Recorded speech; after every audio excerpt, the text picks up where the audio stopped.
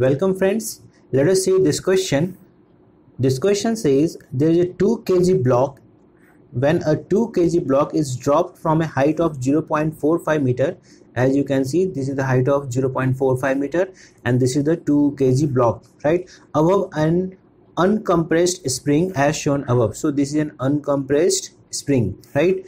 The spring has an elastic constant of 200 Newton per meter, right, and negligible mass. The block strikes the end of a spring and stick to it, right. So this block is right here, and when it will fall it will stick to this position, right, it will stick to the spring. So what is the question? So the first part is, that is the part A. See, determine the speed of the block at the instant it hits the end of the spring. So we have to find the speed of the block when it hits the spring, right friends. So this is very simple question. We can apply conservation of energy here, right. Let us suppose we have taken reference level here, right. Let us suppose our reference level is here, right. So how we will apply the conservation of energy? So we can write the total mechanical energy, right, initially should be equal to total mechanical energy finally, right, because there is no external force, right, there is no non-conservative force, right. So let us suppose this is our initial position and this is our final position. So initially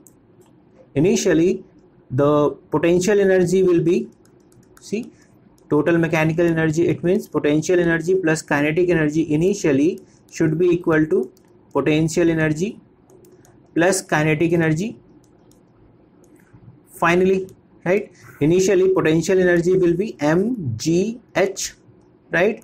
Kinetic energy is 0 because the block was in rest, right. So this is initially. What is the final? So finally the potential energy will be 0 because the block will at the reference level, and the kinetic energy will be half mv square, right. So when we will solve this, we will get, see, m and m will get cancel out, so you will get v square is equal to 2gh. So we can write v is equal to under root 2gh, right friends. So let us put the values. So this will be 2g 9.8 and h is 0.45 meter, right. So after calculating you will get it is approximately 3 meter per second, right friends. So this is the answer of part A. Let us see part B, right. Determine the period of simple harmonic motion, right. When it strikes the spring, it will oscillate like a simple harmonic motion. So we have to find the period of the simple harmonic motion. We know the period of simple harmonic motion. The formula of time period for the simple harmonic motion is t is equal to 2 pi under root m by k, right. We can apply the formula. So we will get 2 pi under root, what is the m? M is 2, and what is the k? K is 200, right. When you will put all these values, you will get 0.63 seconds, right friends. Let us see. So we have done part A, part B. Let us see part C. See, determine the distance that the spring is compressed at the instant the speed of the block is maximum, right friends. So we have to find the speed of the block.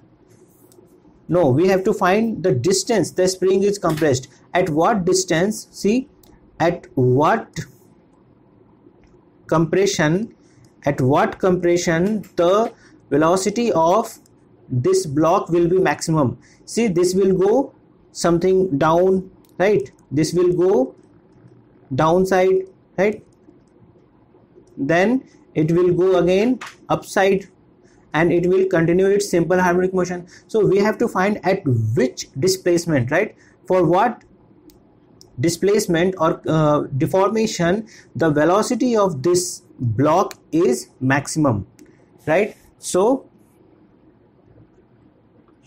see, we can think, we also know that the velocity will be maximum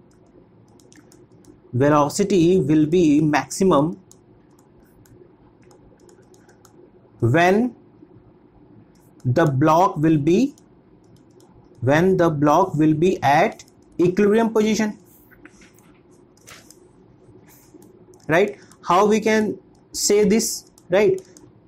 In our lecture, right, we know that in a simple harmonic motion, like in a simple pendulum, you also know if a bob goes through, right, equilibrium position. See, this is your equilibrium position. So we know when the bob passes through this equilibrium position, at this point potential energy is 0 and kinetic energy is maximum, right? And this is the equilibrium position. So we can say the velocity of the block will be maximum when the block will be at equilibrium position. So actually we have to find, it means for this question, that is the part C, we have to find the displacement corresponding to equilibrium position, right? So we can find it easily, right? Let us suppose this is the equilibrium position, right friends? Let us suppose this is equilibrium position at the distance of y from its natural length, right? See, this is its natural length, this is its natural position, right? This is equilibrium position, and let us suppose it is y distance, right? So at this point net force will be 0 since it is the equilibrium point. So net force will be equal to 0. What will be the net force? Net force will be your mg minus spring force should be equal to 0. So you can write mg should be equal to f of s, right? And this mg will be equal to spring force, that will be equal to k times of y. So you can find y is equal to mg by k. Let us put all the values. So m is 2, g is 9.8, and the value of k is 200. So this will be 100. So this will be the value of y will be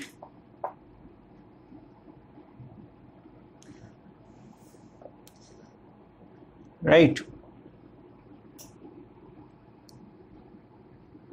or you can say we can approximate it. Let us suppose this is 10 upon 100. So this will be 0.1 meter, right? If we will approximate it, so the value of y will be 0.1 meter. So this completes our part A, part B, part C. Let us see part D. Determine the maximum compression, right? Determine the maximum compression of the spring. See friends, this is the natural position, right? This is your natural position, okay? This is your equilibrium position, and it will oscillate like this will be maximum displacement, right? This will be, let us suppose, maximum displacement, and we know the displacement is calculated from its natural position. So this is the maximum deformation, or you can say maximum compression. Let us suppose this is your y dash, right? So how we can find this? Let us see. See, let us suppose this was our natural position, right? This was our equilibrium position, right? And this is our maximum displacement, right friend? This is our maximum displacement position. We have already calculated the equilibrium position is how much? The equilibrium position is 0.1 meter, right, from the natural position, right? We have to find this distance, right? We have to find this distance. Let us suppose this is y dash. So how we can find this? See, again we can apply the conservation of total mechanical energy, right? See, we can apply the conservation of energy. Let's suppose at this point, right, at this point, and another will be this point, right friends? Let us suppose this is our reference line, right? This is our reference line. See, so the initial total mechanical energy will be equal to final total mechanical energy. Initially total mechanical energy will be what? mgh. So this will be mg, and what will be h from this reference line? This reference line mgh will be this y dash plus 0.45, right? This will be the total height. So you will write y dash plus 0.45 will be equal to, finally when the block will come here, right, its potential energy will be 0, right, and its kinetic energy will also 0, plus it will be converted into potential energy of, right, or you can say this is, see, this is potential energy, right, or we can write, see, the complete energy will be converted into potential energy of spring, that is the half k y dash square, plus kinetic energy will be 0. This is your kinetic energy and this will be your potential energy, right? So we can solve, right? So this will be mg y dash plus 0.45 will be equal to 1 by 2 k y dash square. So we can find from this, we can find y dash from this equation. When you will solve this, we will get y dash is equal to 0.41 meter, right friends? You can solve it.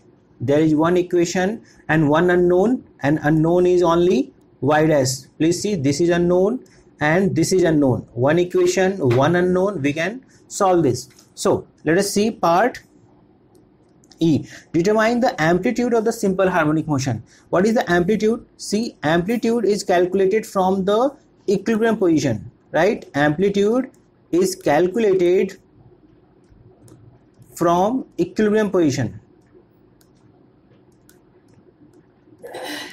right? So how we can find this? See, this is 0.1, right, and this complete distance is 0.41. So what will be this distance, right? This is the maximum amplitude. We can calculate this. So maximum displacement or maximum deformation or amplitude will be equal to, we can calculate this will be 0.41 minus 0.1 meter. So you will get this is 0.31 meter. So this is the answer of part E. I hope you understood this question very well. Please like the video and subscribe this channel. Thanks for watching.